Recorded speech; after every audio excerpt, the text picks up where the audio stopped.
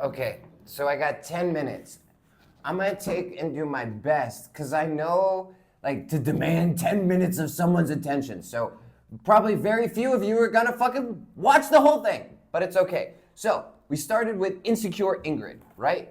Boom. Right, I don't know what to say. Like even just me this morning, like I wake up and I'm like looking at TikTok, so I wake up and I'm like, fuck, let me just make a fucking video, right? And then someone's like, I feel like I have something to say. I feel like I have something to share. And I do with my artwork. Like it's a whole different experience in person. But like when I succumb to insecurity and I stop pushing myself or challenging myself, I create this like toxic, explosive, conflicted energy. And that's where Eddie, Tori, and Cece come in, right? So explosive Eddie, right? Like, just in his head, he's ready to fucking explode. But really what he's seeking is to be empowered Eddie, right? That inspiration and finding that inspiration and flipping the insecurity into inspiration, into curiosity, this empoweredness comes from Eddie. And this is someone I can talk to inside of myself. It's like, Ingrid, why are you feeling insecure? Well, I don't want to come across looking like I'm stupid. Like, I'm afraid of what people are gonna say. Sometimes I watch myself on videos and I say shit and I'm like, oh, that was fucking wrong. And then someone's gonna correct me, but that's fine. Like I make mistakes. Like life is my canvas, right? And so like the canvas, there is no wrong stroke. And in my life, there is no wrong stroke. There's only the stroke and what story or what right or wrong I want to put on it. And then so when I get into that fucking explosive space, I start becoming toxic, right? I become fucking toxic Tory, toxica, like I fucking start bugging out and shit, start in my head creating scenarios, pushing people away energetically, opportunities, everything. I just start pushing that shit fucking far, far away, right? So it's like, Tori, can you fucking please calm down? Like, how are we gonna fucking get you to be more tender, Tori, right? Where like you're nurturing and you're like, it's okay, like I see, like let's calm, like it's okay.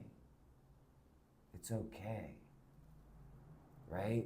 We don't need to create conflict. Like Cece's ready to fucking create conflict in a second, right?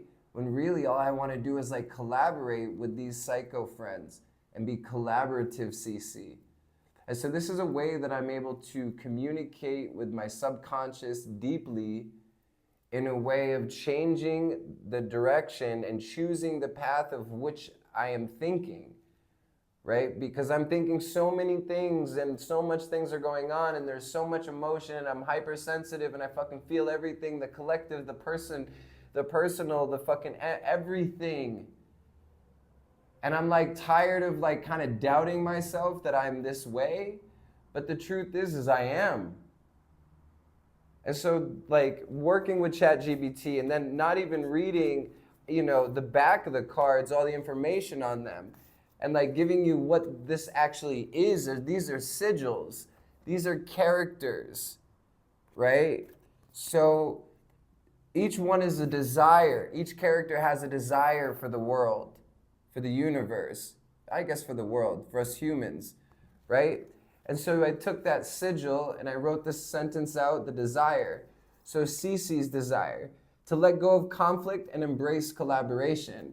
Crossed out all the double repeating letters, the vowels, took what was left and morphed it in my head and created this image, right? And so then I'll just read Cece's. So I love the tarot, right? I enjoyed Alejandro Jodorowsky's Psycho Magic, like the whole psychoanalysis, psycho diving. So the tarot equivalent to Cece is the Tower.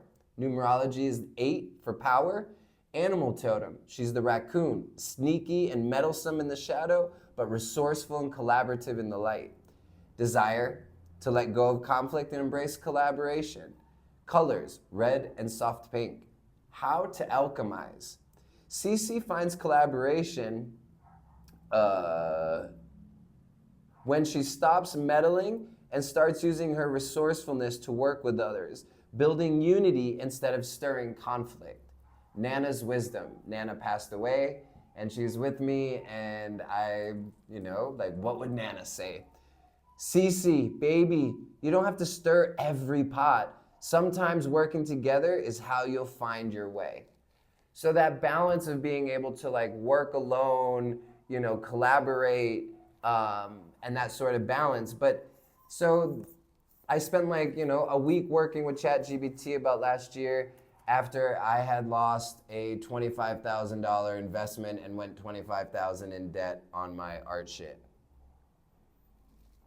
All because of my big ego and not wanting to give the investor the style that he wanted. Like, I wasn't ready to do that. I wasn't ready.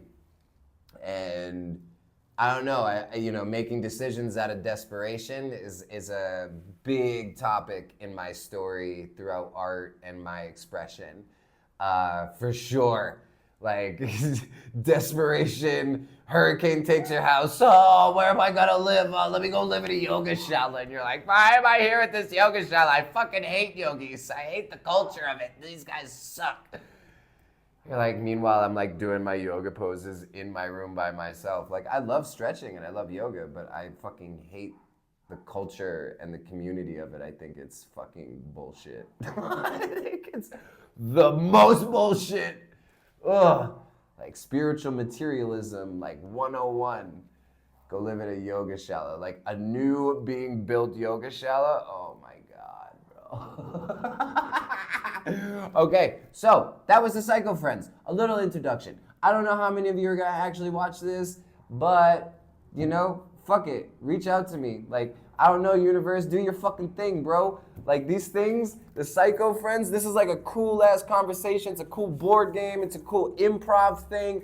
Like, yo, I'm looking for some fucking support for my fucking 101 fucking Psycho Friends that I deal with in my fucking mind all the time. Someone come play with me. Fuck, bro. All these fucking friends. All these friends, but they're all my imaginary friends. Stop talking to me.